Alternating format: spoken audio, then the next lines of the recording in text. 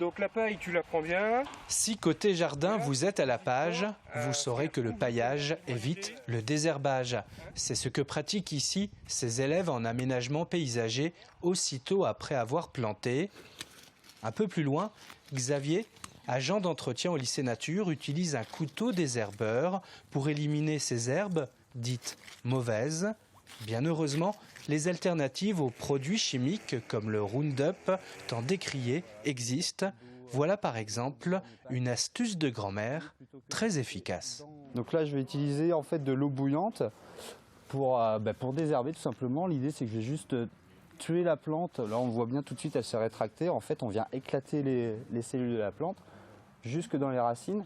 Donc ça, c'est une technique qui marche très bien. Le principe, c'est vraiment tuer la plante en éclatant les racines. On peut utiliser à plus grande échelle un désherbeur thermique. La plante va se dessécher, un coup de balai et le tour est joué.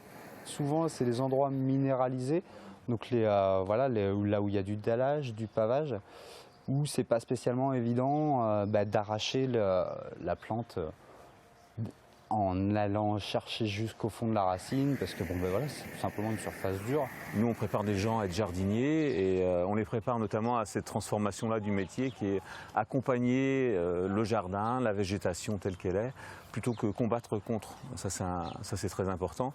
Et du coup, on retourne à des gestes effectivement traditionnels qui étaient le désherbage manuel. Il n'y a pas de mauvaises herbes. On est sur des herbes qui sont parfois pas à leur place et du coup, on va les gérer de différentes manières. Tout est une question d'éducation, de respect à l'environnement et donc de pédagogie. Le lycée Nature de La Roche-sur-Yon s'y emploie activement auprès de ses 750 élèves.